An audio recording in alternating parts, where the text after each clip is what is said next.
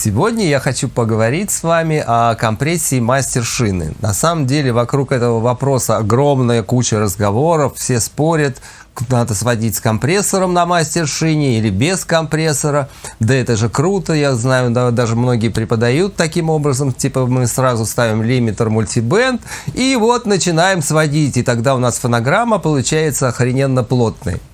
Вот, хочу закончить споры на эту тему вот в этом видео, и сегодня как раз мы с этим попробуем с вами вместе разобраться. Итак, основные этапы сведения. Я остановлюсь очень кратенько на этом, потому что на эту тему есть видео на моем канале, ссылочка у вас будет вот здесь вверху, а называется оно «Сведение и мастеринг. Концепция». Основные этапы сведения. Первое – спектральный баланс.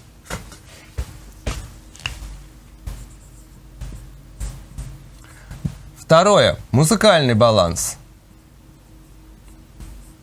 Третье – пространство. И четвертое – Final Mix.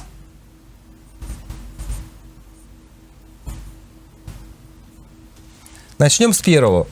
Очень кратко. Спектральный баланс. На спектральном балансе мы добиваемся хорошей читаемости всех инструментов, чтобы хэтик не был похож на шейкер, шейкер не был похож на тамбурин, а бочка дружила с басом. На этапе музыкального баланса мы выстраиваем положение фейдеров и положение громкостей каждой дорожки и каждого инструмента. Плюс мы определяем, здесь играем, здесь не играем. Здесь у нас есть какой-то, допустим, гитарная партия, здесь у нас ее уже нет. Плюс мы выстраиваем громкости и динамику между частями трека, между куплетом, припевом, между кульминацией, как мы ее сделаем, чем мы ее добьемся и так далее. И следующий этап – это построение пространства. Это вообще отдельная тема, есть отдельное видео на эту тему, опять же ссылочку я вам кину, она будет вот здесь. Называется видео, по-моему, «Построение виртуального пространства». И теперь мы поговорим об этапе Final Mix. Что же это такое Final Mix? Когда вы делаете аналоговое сведение, рано или поздно вы должны оцифровать мастер-шину вашей консоли и записать готовый микс обратно в компьютер или на какой-то рекордер или другой носитель. Потому что завтра придет другой инженер, перекрутит ваши все ручечки и ничего не сохранится. И, естественно, аналоговое сведение нормальное – это примерно 6 часов. Ну, 6-8 часов от силы. Это без этапов подготовки. Как эти 6 часов распределяются между вот этими частями микса? Примерно 1 час мы тратим на спектральный баланс. Еще 1 час мы тратим на музыкальный баланс, с учетом того, что мы уже все подумали, придумали, и мы уже знаем, где у нас кто играет и что играет. Да? Еще час на построение пространства. Это 3 часа. И еще 3 часа уходит на Final Mix. Сейчас многие из вас скажут, что вы не знаете, что такое Final Mix. Вы знаете, что такое Final Mix, потому что вы проделывали это многократно, многочасно, и очень долго и много раз. Теперь мы говорим о сведении инбокс внутри DAW-станции. Сведение внутри DAW-станции закончить практически невозможно. Это как ремонт. Его можно только остановить. Потому что вы сделали хороший трек, вы довольны, ушли спать, вы поспали ночку, утречком вы встали, включаете, и волосы встают у вас дыбом, потому что то, что вы вчера насводили, кик-драм уже ни на что не похоже, и это все ужасно, и все безобразие, и все очень плохо. И вы снова садитесь, и опять вы делаете Final Mix. Примерно так это выглядит. Да? Потом может пройти год, вы что-то переосмыслили, стилистика поменялась, что-то стало более модным, вы сели, открыли свою DAW-станцию, открыли свою программу и продолжаете сводить. И так можно это делать до бесконечности. А я вам сегодня подскажу критерий, когда можно и нужно остановиться, чтобы не делать свое сведение бесконечным. Итак, поговорим про Final Mix. Как это протекает? Предположим, у вас есть какой-то rough mix, И вы, в общем-то, довольны, вам все нравится, но при первом прослушивании вам приходит в голову мысль, что лид-вокал звучит слишком громко. И тогда вы делаете лид-вокал на минус 3 дБ. 3 дБ – это достаточно большая величина. После того, как вы убрали лид-вокал, вам становится очевидным, раньше вы этого не замечали, потому что лид-вокал вам не позволял это услышать, вам становится очевидным, что малый барабан просто прошибает вам лоб вот здесь и делает здесь дырку, он звучит слишком громко. И тогда вы делаете снейр-драм на минус 3 дБ. Но после того, как вы убрали снейр-драм, стало очевидным, что хай-хет звучит уже громче, чем сам снейр. И тогда вы хай-хет делаете на минус 3 дБ. После того, как вы проделали эти 3 процедуры, стало очевидным, что гитары просто закрывают вам весь микс, и уже даже малый барабан плохо прослушивается. И тогда вы делаете гитары на минус 3 дБ.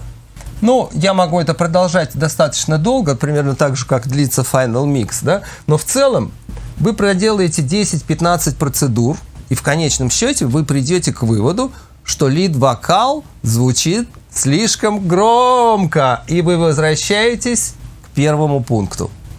Но теперь вы делаете лид-вокал только на минус 2 дБ. И так это все продолжается. И где же надо остановиться? Можно до бесконечности дергать. Малый плюс 1, малый минус 1. Лид-вокал плюс 1, плюс 2, минус 2 и так далее.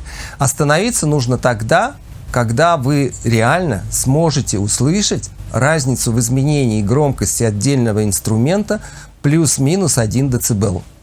Итак, ключевой момент. Если вы слышите разницу плюс-минус 1 дБ, ура!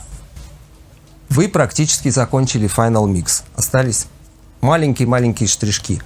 Но больше уже вы не возвращаетесь к позиции, когда вы меняете на 3, на 5 дБ громкость. Вы достигли того, что вы слышите вот эту разницу. Как это понять? Ну, очень просто. Вы делаете лид-вокал на плюс 1 дБ. И вы понимаете, что лид-вокал торчит как дрын. Но если вы делаете лид-вокал на минус 1 дБ, вы понимаете, что он тонет в миксе, и уже текст становится неразборчивым и непонятным. И иногда на этапе Final Mix нет необходимости менять громкость. Достаточно изменить эквализацию. Например, давайте поговорим о кик-драм. Кик-драм недостаточно в миксе. То есть бочка у вас как бы не так пинает, как хотелось бы. Но у бочки две основных частоты. Это касание пластика и тело. То, что мы чувствуем грудью. Вот. И вам нужно вот на этом этапе понять, прибавлять ли бочку или не прибавлять. Как это понять? А вам нужно оценить, что вы лучше слышите, тело или касание пластика. Предположим, вы слышите тело очень хорошо, пинок есть, а касание пластика вот этого нет. Тогда вы можете зайти в эквалайзер, поднять касание пластика, допустим, на 1-2 дБ, и не меняя уже громкости, этого будет достаточно для вашего микса. То есть вот это хороший момент, когда остановиться. Теперь мы, собственно, начали с компрессии мастер-шины. Теперь представьте себе ситуацию, когда на мастер-шине у вас стоит, допустим, мультибенд-компрессор и лимитер одновременно. И вы начинаете Final Mix уже с компрессией на мастер-шине. С компрессией на мастер-шине величину плюс-минус 1 дБ услышать невозможно вообще. Компрессор будет исправлять ваши ошибки и не давать вам видеть и слышать свои ошибки. На кой черт мы покупаем мониторную акустику, вот у нас стоит мониторная акустика Meyer Sound, за $6000, да, И если мы ставим лимитер или компрессор на мастер-шине, то это все равно, что мы будем смотреть на мир через розовые очки. Или то же самое, что если мы будем сводить микс на мультимедиа или на дешевой акустике там, за 5000 рублей. Просто вы этим самым просто все испортите. Вы не даете себе услышать свои ошибки. Поэтому компрессор на мастер-шине – это бред. Теперь, сейчас вы на меня будете катить бочку. А как же так? А вот есть консоль SSL, и на ней есть бас-компрессор, а у вас есть такой же плагин, и вы ставите этот плагин себе на мастер-шину, и нахрена, собственно, стоит на мастер-шине консоли SSL за 2 миллиона долларов, да? Зачем там стоит компрессор, если я говорю, что компрессором пользоваться нельзя? Объясню. Во-первых, консоль SSL 4000 появилась в 80-е годы и 9000 позже, и тем не менее в эти годы инженер сведения, то есть это две разных профессии. Есть миксинг-инженер, есть мастеринг-инженер, да? И миксинг-инженер понимал, что мастеринг будет делать другой человек в другой студии, и он будет сжать его фонограмму, и достаточно сильно. А он-то старался, он на этапе сведения прописал планы. У него есть ближний план, средний план, дальний план. А потом мастеринг-инженер зажмет это все мультибендом, и, соответственно, ближние планы смешаются со средними, а дальние станут уже средними. Все это сожмется, все это уйдет. Он понимает, что это произойдет рано или поздно, и все равно он на это повлиять не может, потому что есть продюсер, который все равно отдаст на мастеринг, да? И тогда в самый последний момент он включает вот этот бас-компрессор, который делает вот этот эффект глю, склеивания всей фонограммы, чуть-чуть поджимает динамику, и теперь уже мастеринг-инженер не будет так сильно давить его фонограмму. Он ее сам чуть-чуть поддавит, подзажмет, и только после этого отдаст на мастеринг. Но он не будет сводить трек, начиная там, отстраивая первый свой кик-драм-трек и с компрессором на мастер-шине. Это первое. Второе. Вы, как инженер сведения, вы можете сделать какие-то ошибки, которые потом появятся уже на мастеринге. И вы потом пожалеете, надо было мне малый барабан-то чуть-чуть погромче было сделать, или бочку, наоборот, чуть-чуть погромче, или наоборот, слишком много бочки. Поэтому вы можете поставить лимитер или компрессор на мастер-шину, лучше лимитер в данном случае, и посмотреть, как лимитер будет реагировать на ваш микс. Посмотрели, выключили и забыли. И сводите дальше, пока не услышите вот это вот величину. Итак, подытожим. Ни в коем случае не надо сводить с какой-либо динамикой на мастер-шине. Это лишает вас возможности увидеть свои ошибки. Вы тратите много сил, а толку от этого мало. Но проверить свой микс на лимитере – это полезно. Это хорошо и прекрасно. Вообще, нужно сказать, что я достаточно противоречивый человек. Я всегда всем советую, ребята, сводите по референсному треку. Референсный трек не даст вам сделать говно. Но, честно сказать, я терпеть не могу сводить по референсному треку. Я всегда свожу сам, потому что это ограничивает мое мироощущение и мое самовыражение. Референс, он меня зажимает в рамки, поэтому я этого не люблю. То же самое хотел сказать по поводу internal сведения. Да? Я свожу больше 30 лет, и за все эти 30 лет, 3, может 5 миксов я сделал инбокс. Вот. А сегодня я вам как раз показываю сессию, которая сведена инбокс, и, в общем, она еще даже и не досведена, это такой, близко к Final Mix. И вот на этой сессии как раз мы и посмотрим работу бас-компрессора, и что он нам дает, и что он делает с нашими миксами. Значит, сейчас у меня на мастер-шине стоит мультибенд компрессор изотоп озон и лимитер. Значит, что я тут поставил? Значит, в закладочке Dynamics стоит мультибенд. Параметры я выбрал не очень-то злые. Ну, что у нас здесь стоит? Лимитер везде отключен на всех 4 полосах. Компрессия 2,66 к 1, 4,41, 2,14. Ну, в общем, не очень жесткая компрессия и не очень жесткий порог. И примерно то же самое, давайте кусочек послушаем. Это трек такой а-ля Timberlake.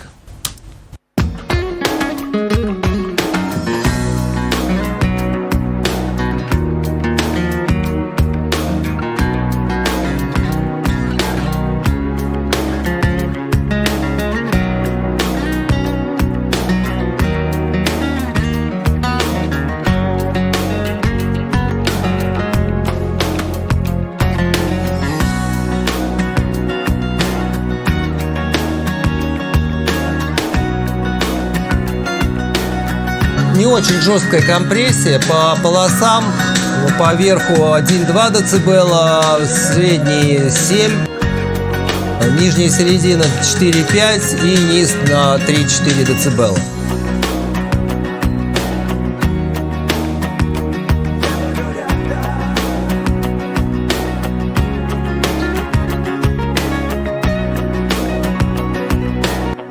Ну и еще у нас тут есть лимитер, максимайзер, тоже не очень жестко, порядка 5 дБ на все.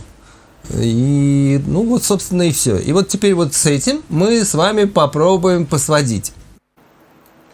Итак, пока я оставлю всю компрессию bypass, и мы с вами слушаем, как меняется бочка, допустим, при изменении громкости на 3, на 5 и на 1 дБ. И насколько мы это можем контролировать и слышать.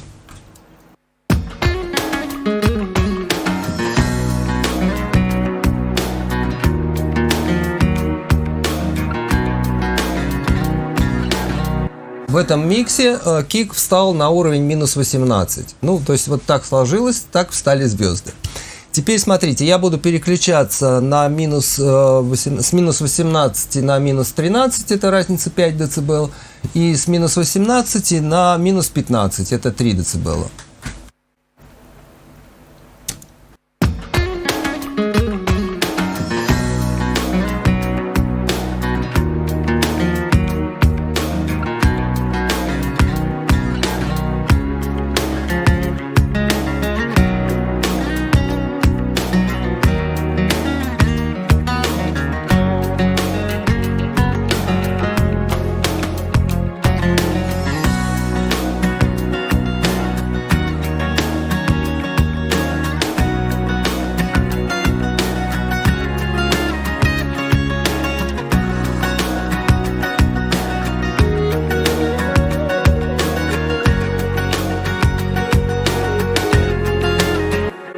Децибел – это огромная величина, и она очевидна. Мы четко слышим прямо изменение громкости по кик-драм.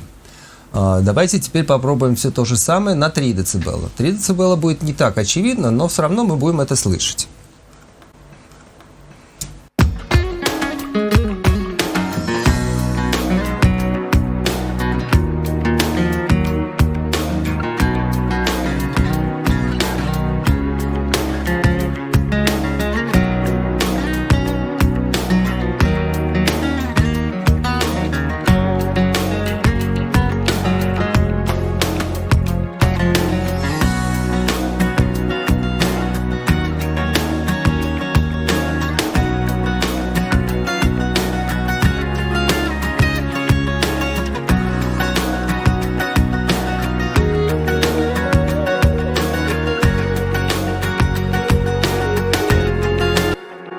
Тоже есть разница, я думаю, что вы все слышите разницу минус 18 и минус 15 дБ. Теперь давайте мы проделаем все то же самое, но уже с лимитером на мастершине. Ба-бам! Итак, 5 дБ.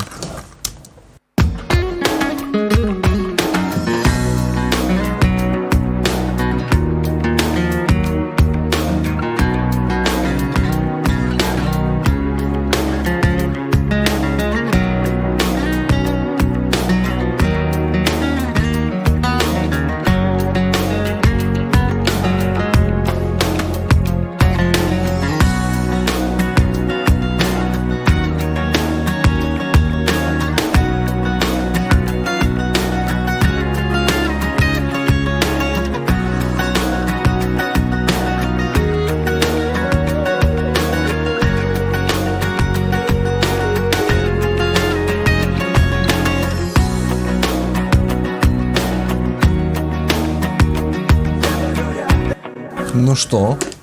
Ну, разница есть, конечно. Есть разница. И 5 дБ даже с лимитером на мастер-шине мы все-таки слышим. Теперь слышим, но разница есть, но она не настолько очевидна, как без лимитирования. Теперь давайте проверим то же самое на 3 дБ.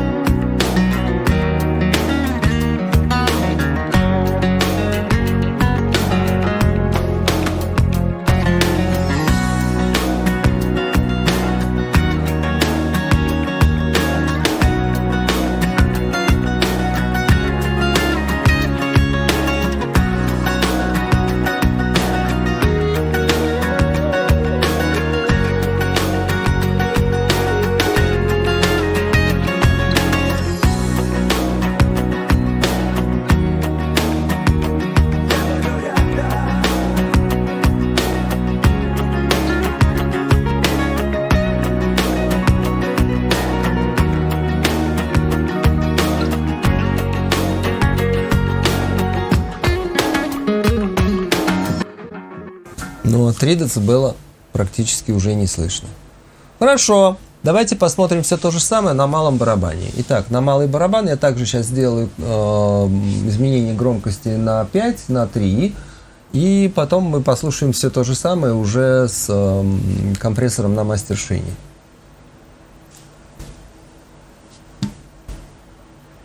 Вот он, наш снейр.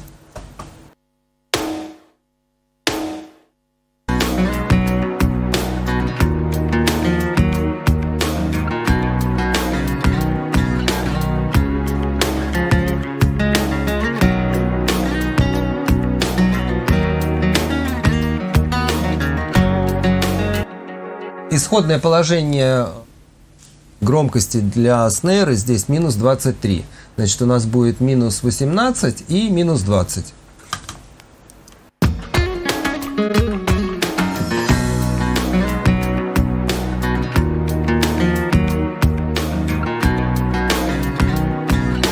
Очевидно.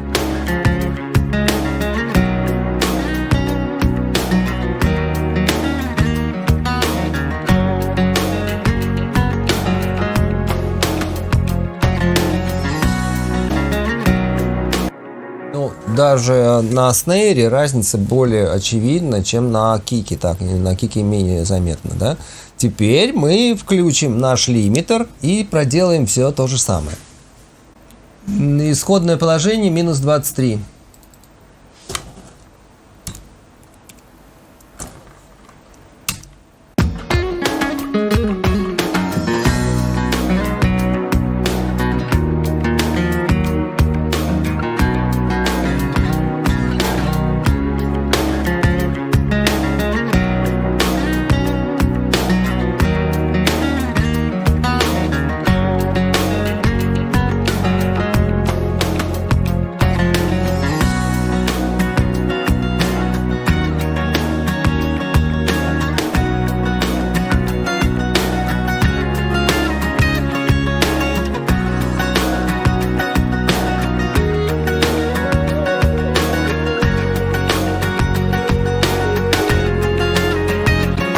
Ну, 5 дБ достаточно хорошо слышно, да, то есть есть разница, и даже с лимитированием все равно слышно, но она меньше, чем без лимитера.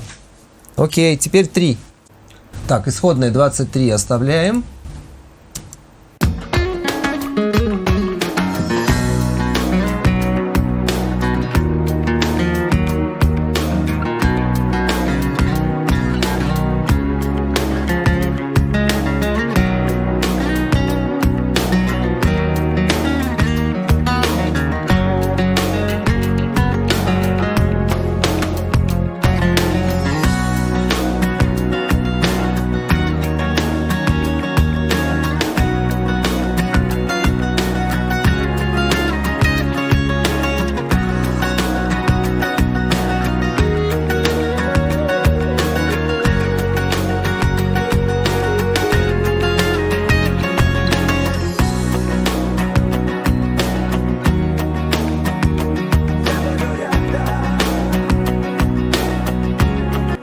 есть разница, да, есть, и 3 дБ все-таки мы тоже слышим.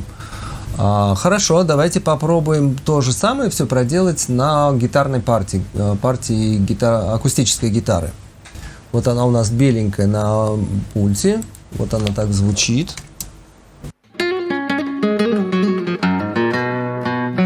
Стартовая громкость -7, значит мы должны будем сделать -2 и -4.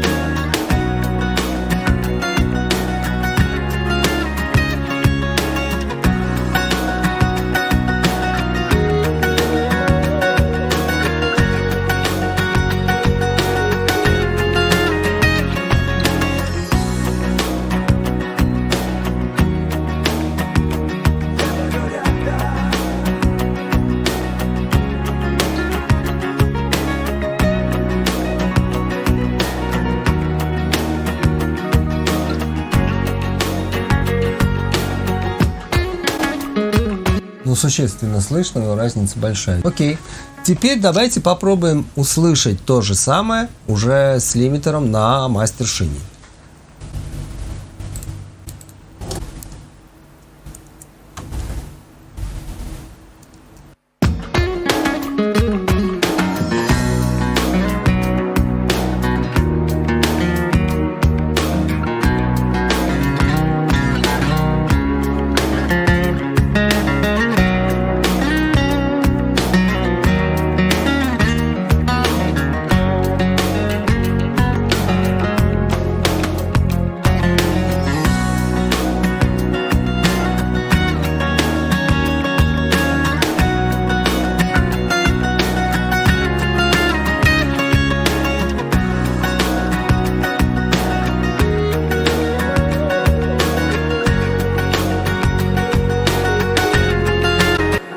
Ну, на гитаре даже 5 уже и абсолютно не очевидно, да?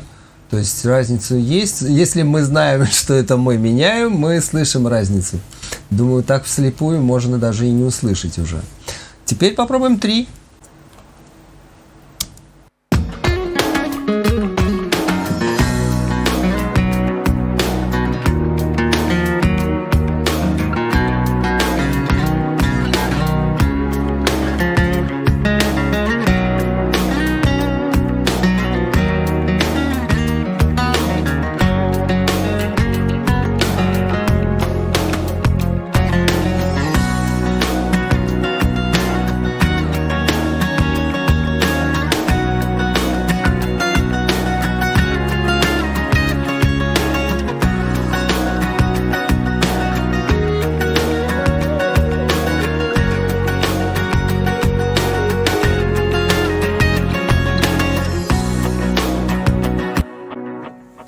Извините, практически не слышно. А что же тогда говорить об 1 дБ? Что будет, если мы будем менять громкость на 1 дБ, и мы захотим это услышать? Ни один лимитер не позволит нам этого сделать. И, соответственно, до этапа Final Mix мы не доживем. Окей, давайте посмотрим еще какие-нибудь инструменты для наглядности и посмотрим разницу. Ну, например, вот здесь есть такая партия арпеджиатора. Ага, это не так все просто. Ну ладно, мы по-другому сделаем немножко. Она...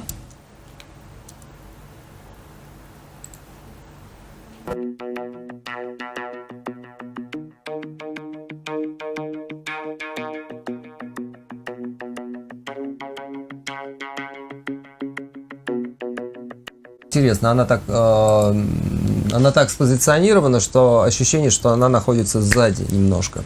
Вот, поскольку тут 2 дорожки у нас в этом треке задействованы, то я буду менять громкость одновременно сразу 2 дорожек, и делать это буду прямо на теке. Вот она сейчас в нуле. Ну и, соответственно, мы можем сделать -3, допустим, или +3. И ну, давайте попробуем, посмотрим, как она вообще себя будет вести.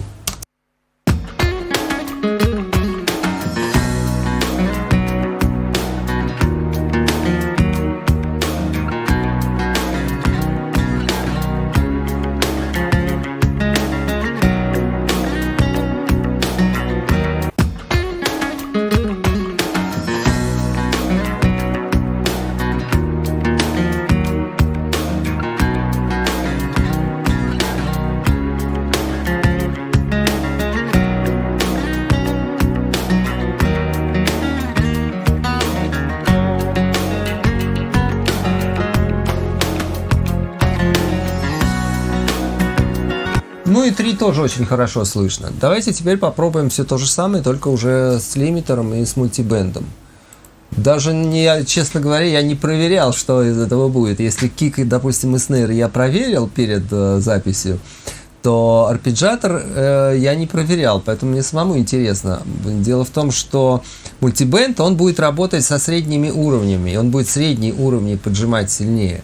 А лимитер работает с пиковыми уровнями, поэтому на этой партии они могут повести себя совсем по-другому. Ну и тем и интереснее. Давайте посмотрим и сами убедимся.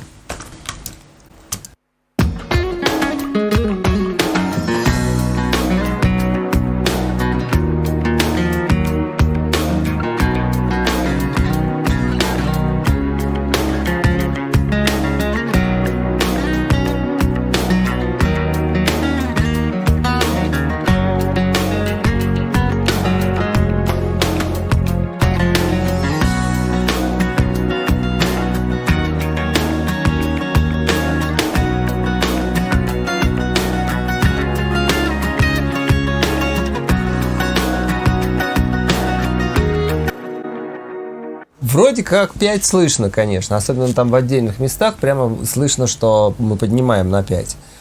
Но, в общем-то, конечно, совсем не очевидно. Давайте теперь 3 проверим.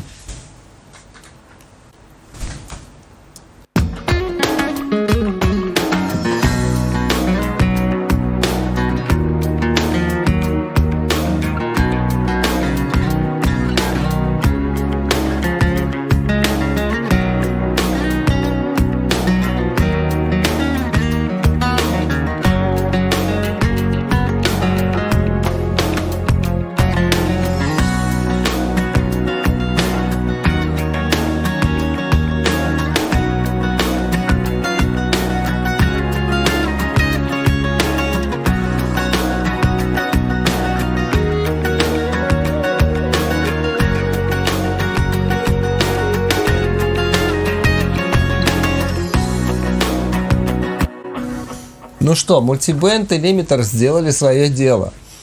Разницу в 3 дБ, если не знать, никогда не услышишь. А что говорить тогда про 1 дБ? А нам нужно слышать именно это. Нам нужно слышать очень точно микроскопические изменения громкости. Но на всякий случай 1 дБ – это изменение громкости в 1,23 раза. Если я ничего не перепутал, но я не перепутал. 1,23 раза. Это очень мало, в общем-то. Очень мало, и услышать это трудно.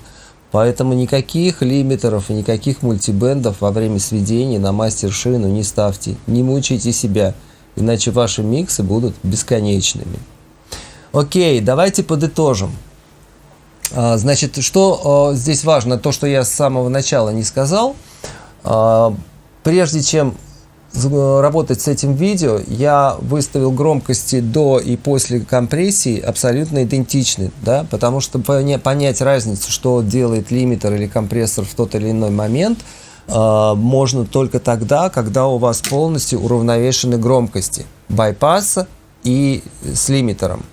Если громкости чуть-чуть отличаются, то разницу услышать невозможно. Вот, поэтому здесь они выставлены очень точно, и это я делал до того, как мы с вами сегодня встретились. Окей, я думаю, что я вас убедил, и вы не будете ставить лимитер на мастер-шину, но, думаю, разговоры на эту тему будут продолжаться, и вот там в ленточке появится куча вопросов и куча дискуссий и обсуждений. Если я вам нравлюсь и вам нравятся мои видео, ставьте мне лайки, нажимайте на бубенчик, вы будете получать уведомления о новых видео. И всего вам самого лучшего, хороших миксов. Bye-bye.